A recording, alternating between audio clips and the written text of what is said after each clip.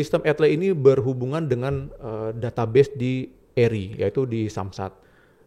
Sayangilah nyawa Anda, sayangilah keluarga Anda, tentunya dengan tertib berlalu lintas, taati rambu-rambu dan peraturan lalu lintas yang ada.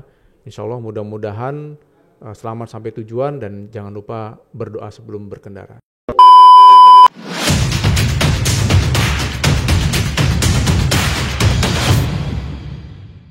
Assalamualaikum warahmatullahi wabarakatuh. Salam Pendekar Banten. Halo Sobat Pendekar, welcome back to our channel. Kembali lagi bersama saya Bribtu Sabrina di Pendekar Banten Podcast. Jangan lupa like, share, dan subscribe channel kita biar nggak ketinggalan update video berikutnya. Sobat Pendekar, beberapa waktu kemarin Pak Kapolri sempat mengumumkan adanya larangan tilang manual diganti dengan ETLE atau Electronic Traffic Law Enforcement alias tilang elektronik. Nah, karena belum semua daerah terjangkau dengan ETLE, terus semakin kesini tuh justru semakin banyak pelanggar lalu lintas nih. Dengan enaknya nggak pakai helm, boncengan 3, melawan arus, mengemudi sambil menggunakan handphone, dan paling parahnya sampai ada yang berani mencopot plat nomornya supaya tidak terdetek di kamera ETLE. Nah, kalau di Polda Banten ini katanya akan menerapkan ETLE portable juga nih. Mau tahu bagaimana sih ETLE portable ini? Oke, kita langsung akan tanyakan kepada Kasubdit Gakum Ditlantas Polda Banten, Kompol Sony Harsono, SHSIKMH. Selamat datang Bapak di Pendekar Banten Podcast. Terima kasih, selamat siang. Sehat Pak? Sehat, alhamdulillah. Alhamdulillah. Ini saya langsung nanya aja, nggak apa-apa ya Pak? Boleh, silakan. Nggak apa-apa. Jadi bener nggak sih Pak, di Polda Banten ini akan menerapkan ETLE portable? Ya baik, terima kasih Mbak Sabrina atas waktunya. Baik, perkenalkan terlebih dahulu, nama saya Sony Harsono, saya Kompol. Jabatan saya adalah Kasubdit Gakum Ditlantas Polda Banten. Di kesempatan hari ini saya senang sekali tentunya dapat memberikan pencerahan ataupun sedikit penjelasan terkait dengan ETLE, baik itu yang statis maupun yang portable nantinya. Di awal ini memang menjadi dilema ketika masyarakat jamak terjadi pelanggaran, begitu ya. Bahwasanya ini tidak akan dilakukan penindakan, sudah tidak seperti terdahulu lagi gitu ya, Pak ya. Tidak terdahulu lagi yang sifatnya ada konvensional, ada interaksi antara kepolisian dengan masyarakat, tentunya itu sudah direduksi. Itu pun selaras dengan apa yang disampaikan oleh Bapak Kapolri. Namun sesuai dengan Undang-Undang 22 tahun 2009 tentang lalu lintas dan angkutan jalan, khususnya pasal 272 ayat 1 menjelaskan bahwasanya perangkat elektronik bisa digunakan sebagai alat untuk melakukan penindakan. Jadi penindakan ya represif, tentunya pelanggaran-pelanggaran ini tidak bisa serta-merta ataupun seenaknya saja melaksanakan pelanggaran-pelanggaran itu. Nah, kemudian yang ayat 2-nya adalah bukti adanya pelanggaran tersebut merupakan hak yang sah ataupun bukti yang sah untuk dilakukan penindakan ataupun diajukan ke persidangan. Nah, jadi rekan-rekan semuanya perlu diingat bahwasanya ini tidak kita tinggal diam, tidak ada yang sifatnya pembiaran begitu ya. Karena perlu diingat bahwasanya terjadi kecelakaan itu diawali dengan pelanggaran terlebih dahulu. Iya, benar, Pak. Nah, jadi beberapa titik kita sudah ada ETLE statis yang mungkin terdahulu sudah diinfo bahwasanya ETLE statis ini akan mengcapture pelanggaran-pelanggaran, bukan hanya kamera, di situ juga ada blitz-nya Mbak Sabrina. Jadi blitz-nya itu saya pakai mobil itu yang gelap saja begitu, gitu biar ya. Kelihatan Betul. Gitu ya, Pak. Ini tidak akan terjadi ya Mbak ya, karena memang teknologi sudah kita dapatkan dari Korlantas, sehingga hal-hal demikian sudah diantisipasi oleh pimpinan. Jadi sudah difikirkan. Tentunya ini sudah menjadi ranah kami untuk melakukan penegakan di bidang hukum, terutama di lalu lintas, begitu Mbak Sabrina. Berarti kalau sekarang di Polda Banten ini baru ETLE statis ya Pak? Terus Jadi untuk ETLE statis itu ada 4 titik di kemudian Banten. Di Banten, Mbak, di Banten. Itu adanya di Ciruas, ya, kemudian depan pos PJR, kemudian Pisang Emas sama Kebon Jahe. Kebon Jahe. Ya, itu sudah ada semuanya. Ya, be careful lah ya, hati-hati kalau memang dari sana. Kita perlu sampaikan bahwasanya tidak terpaku dari 4 titik ini saja, gitu ya. Jadi awal mula kejadian laka itu ya dari melanggar. Nah, ke depan insya Allah tanggal 14 ini akan ada Etle Portable. Etle Portable. Ya, 14 Desember ini, Pak? 14 Desember ini insya Allah mudah-mudahan akan di launching oleh Bapak Kapolda. Sekaligus peresmian Mako PJR ya, Mako PJR. Iya. Nah, di situ nanti akan kami sampaikan bahwasanya teknis pelaksanaannya kurang lebih sama dengan Etle statis, namun ini bisa digunakan di berbagai tempat. Jadi kameranya itu dan blitznya itu ada di mobil patroli double cabin. Oh, jadi diletakin di belakang mobil itu Pak kameranya? Ya, jadi sistemnya itu portable dan bisa dibawa kemana saja, tapi dia bisa di hidrolik, dinaikkan ke atas. Tujuannya kalau dinaikkan ke atas itu menjangkau truk-truk yang tonase berlebih, gitu ya. Jadi bisa tinggi, jangkauan lebih luas begitu ya. Kemudian bisa memanjang, melebar ke kanan. Itu tujuannya untuk tidak di posisi tengah untuk kendaraan tersebut, gitu ya, Mbak. Namun keterbatasannya hanya bisa di satu sisi terlebih dahulu. Oh, jadi kalau di Polda Banten ntar rencananya mau berapa ini Pak mobil yang ada Etle Portable-nya? Ini pilot project memang belum ada di Indonesia Mbak, insya Allah belum ada. Ini pilot project, insya Allah mudah-mudahan dari Pak Direktur Lalu Lintas ini kita soundingkan ke Pak Kakor Lantas, apakah memang ini disetujui untuk sebagai pilot project untuk se-Indonesia.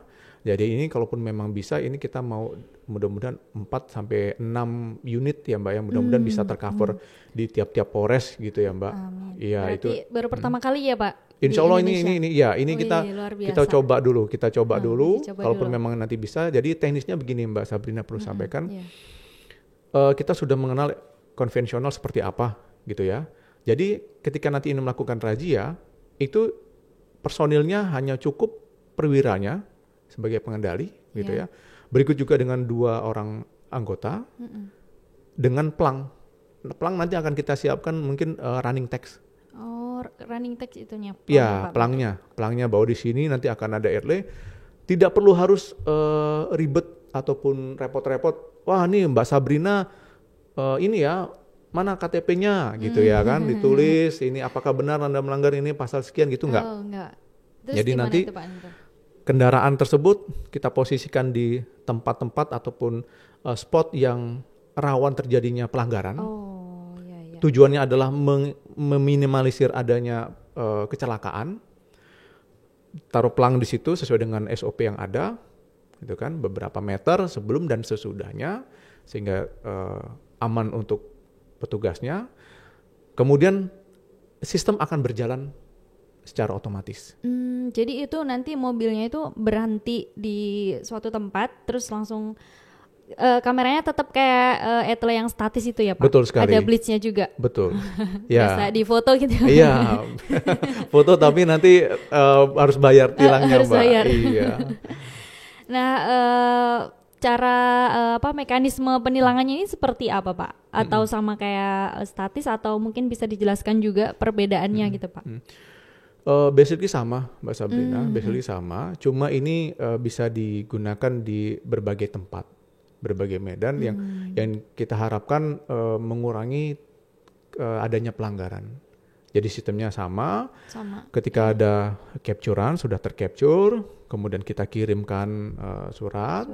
Kemudian di info, di konfirmasi di website kami, kemudian sudah ada di website konfirmasi. Ya, jadi dari pengiriman itu kita diberikan waktu selama 3 hari untuk sampai ke tujuan. Sesuaikan dengan KTP yang ada di alamat yang terdaftar di kendaraan bermotor tersebut yang melanggar. Gitu, ya. Kemudian 5 hari untuk konfirmasi apakah mengakui bahwasanya wah Sony ini kamu nggak pakai helm misalnya, bawa motor gonceng 5 gitu kan, gitu ya. Itu bisa 5 hari kemudian konfirmasi setelah mengakui bahwa oh iya memang saya kemarin mau main bola ada 7 orang yang ikut misalnya atau 5 orang yang ikut misalnya gitu ya Mbak. Nah itu ada 7 hari setelah itu untuk pembayaran konfirmasi gitu Mbak. Tapi pernah ada nggak Pak, kalau misalnya atlet statis yang sebelumnya nih Pak, pernah ada yang menolak kalau nggak mengakui itu bukan saya katanya gitu? Kita ada kontak personnya juga. Kita ada kontak person. Mengakui itu wajar nanti ketika sudah dikirimkan Mbak, sudah dikirimkan surat tersebut, surat pemberitahuan pelanggaran, maka opsi ada 2 Mbak. Opsi ada 2, ada 3. Yang pertama memang yang bersangkutan mengakui, kemudian melakukan pembayaran di Briva. Kemudian yang kedua opsinya adalah yang bersangkutan komplain. Itu bukan saya, atau mobil dipinjam sama rekanan. Nah itu. Gitu ya, rekanan. Nah kemudian apapun ceritanya, yang bersangkutan penggunanya, kemudian yang melakukan penindakan itu kepolisiannya ada, petugasnya, nanti dikirimkan. Kemudian yang ketiga, ya dia tidak mau tahu. Nggak mau tahu. Jadi ya sudah biarin saja. Konsekuensinya berbeda-beda. Ketika memang sudah mengakui, itu tidak kita blokir untuk pajaknya kendaraan bermotor. Kemudian yang komplain kita akan lakukan penjelasan nanti di back office juga bisa. Di office kita pelayanan etle yang mungkin insya Allah mudah-mudahan akan di opening sama Pak Dirlantas terkait dengan sistem pelayanan satu pintu ya, untuk laka ada, etle ada, kemudian nanti mungkin sistem pelayanan kita satu pintu di sini untuk laka dan etle gitu ya. Kemudian yang mengindahkan ini dampaknya maka tidak bisa membayar pajak, orangnya tidak bisa membayar pajak karena terblokir, sehingga harus tetap diurus dulu denda tilangnya gitu ya Pak ya? Iya betul. Berarti kalau misalnya etle seperti ini nggak ada barang bukti yang ditahan ya Pak? Nah, ketika barang bukti yang ditahan ini kan upaya paksa gitu ya Mbak ya, upaya paksa ada sesuatu hal yang sifatnya kriminalitas, meniadakan anggapan bahwasanya kendaraan ini apakah hasil curian atau tidak. Maka itu harus kita koordinasi dengan pihak Reskrim untuk menerbitkan surat penyitaan, berita acara penyitaan. Nah itu berdisita dengan ketentuan-ketentuan yang sudah kita sampaikan bahwasanya diduga kendaraan ini adalah hasil pencurian misalnya, yang sudah tidak sesuai dengan kendaraan plat berbeda dan lain sebagainya, itu bisa. Namun bukan di domain kami. Memang itu menjadi ranah Reskrim untuk melakukan penyidikan lebih lanjut terkait dengan itu. Berarti kalau misalnya nih Pak, ada motor A, sebenarnya itu plat nomornya tuh bla bla bla, terus sama dia nggak mau nih kalau misalnya nanti kedetek kamera etle, terus dia ganti dengan seenaknya bikin plat nomor di pinggiran gitu dengan nomor yang lain, itu nanti kedeteknya bakal yang nomor asli atau yang nomor buatan itu Pak? Oke. Mungkin lebih simpelnya saya ulangi, ketika A menggunakan plat nomor A misalnya gitu ya, ternyata dia tidak mau dengan adanya etle ini, berpikir oh kita pakai punyanya B saja begitu ya kan. Begitu. Tetap itu akan ada dilakukan penindakan tapi tertujunya pada B. Gitu ya, Pak. Oleh sebab itu B silakan melakukan konfirmasi.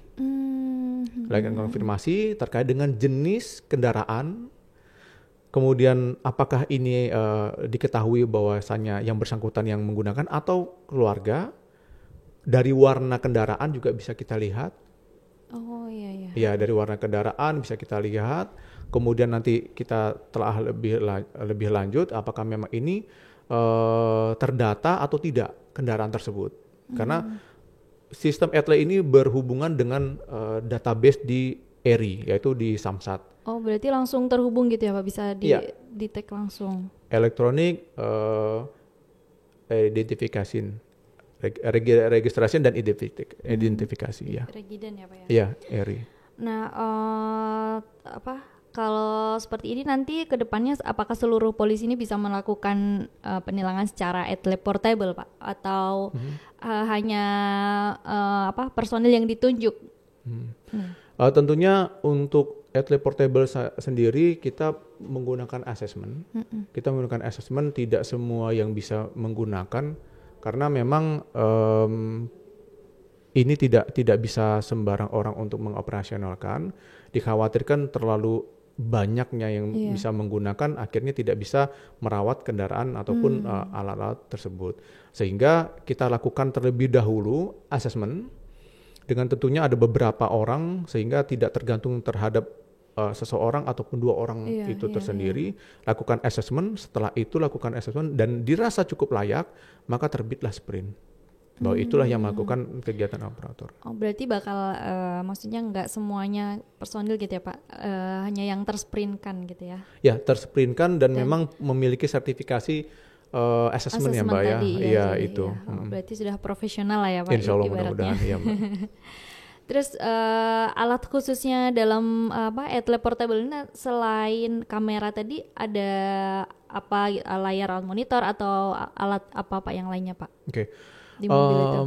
Di mobil sendiri pada prinsipnya memang alat khususnya adalah kamera dan blitz. Namun ada yang memegang peran penting yaitu server yang ada di dalam mobil tersebut itu terhubung dengan internet Mbak.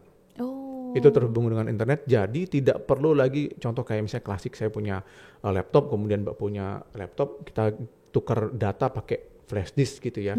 Itu mungkin konvensional gitu ya Mbak. Tapi ketika ini sudah tercapture sesuai dengan tadi Mbak sampaikan, tidak pakai helm, kemudian safety belt, gonceng 3 dan sebagainya, itu akan tercapture sendiri, langsung terkirim data ini ke back office Mbak. Langsung diverifikasi, kemudian kita lakukan coklit data ke ERI, Electronic Registration dan Identifikasi, kemudian itu cocok, baru kita kirimkan lewat pos. Begitu Mbak. Berarti langsung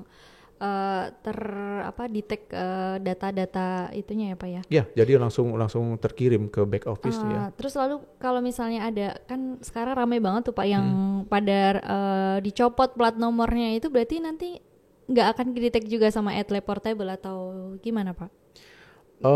Memang dasarnya awal kita dari tanda nomor kendaraan ya. Itu jadi permasalahan memang Mbak. Jadi kita lihat untuk sementara pelanggaran-pelanggarannya, pelanggaran yang terdetek dengan plat nomor. Ya plat nomor. Kemudian nanti mungkin perkembangan lebih lanjut bisa kita lihat dari jenis kendaraan. Itu untuk sementara memang dari plat nomor yang paling terlihat memang plat nomor sih Mbak. Mungkin kalau misalnya yang kebangetan lah ibaratnya kayak ugal-ugalan naik motornya terus nggak ada plat nomor, nggak ada spion misalnya, itu bisa ditegur aja gitu ya Pak ya? Kalau teguran nggak apa-apa Pak? Keteguran nggak apa-apa Mbak. Itu nggak apa-apa. Jadi ya mungkin bukan berarti razia itu kita lakukan penindakan langsung tertulis itu ya, tapi mungkin bisa kita saling mengingatkan, tetap dilaksanakan, tapi bukan melakukan penindakan secara tilang, itu enggak. Jadi hanya sekedar himbauan, ditegur, begitu saja. Tapi kalau teguran gitu ada surat tegurannya juga nggak Pak? Ada, kalau itu nggak ada masalah. Kalau memang kita ngasih keteguran, nyampaikan ada surat tegurannya, ya itu tergantung ya. Memang harus dibutuhkan kesadaran berlalu lintas yang tinggi. Iya siap. Ya benar. Itu karena memang kita sudah hati-hati, belum tentu orang hati-hati. Iya betul. Gitu ya. Nah itu faktor yang harus memang diperhatikan, demikian Mbak. Terus untuk teknik pemotretan ini berarti nanti udah otomatis gitu ya Pak ya? Langsung kalau blitznya itu langsung ngepotret yang pelanggaran atau semua pengendara itu udah kena blitz itu Pak? Oh enggak semua. Jadi, enggak semua. Jadi ketika kita capture ataupun foto itu yang terkhusus memang memiliki pelanggaran. Nanti setelah memang itu, contoh seperti ini, Mbak Sabrina mungkin garuk-garuk kuping, padahal hanya gatel aja. Pas di foto terekam itu pergerakan tangan Mbak Sabrina itu seperti menelpon. Oh gitu. Gitu. Tapi kita lihat apakah memang ada handphonenya di situ. Kemudian yang kedua, ada lagi yang menggunakan safety belt tapi tidak diklik. Hanya dicangklong saja gitu kan. Ya itu memang banyak sih, ada beberapa yang memang komplain dikit kami ada. Cuma kita jelaskan bahwa, dan itu bisa di Zoom Mbak. Bisa di Zoom juga di hasilnya itu Pak? Ya gitu di Zoom. Gitu. Itulah tujuannya nanti konfirmasi. Datang konfirmasi, silakan nanti kita kasih penjelasan. Saat itu juga kita pandu untuk melakukan pembayaran. Terus bagaimana sih Pak cara pelanggar ini mengetahui sudah terkena Etle Portable nih untuk kedepannya Pak? Ataukah sama kayak yang Etle statis gitu? Ya sama, bisa dikunjungi ke website kami gitu ya. Nanti itu bisa langsung dilihat di tulisan bawah aja ya Sobat Pendekar. Ya silakan nanti bisa dilihat di situ. Jadi nanti bisa langsung di situ ya Pak aksesnya. Etle korlantas.info /ID. Nah, Ali untuk kedepannya ini rencana untuk lokasi penilangan Etle Portable di mana Pak? Titik-titiknya, rencananya? Rencananya tempat-tempat yang memang kita nilai cukup banyak pelanggaran, Mbak, dan potensi lakanya cukup tinggi. Itu yang kita lakukan. Gitu.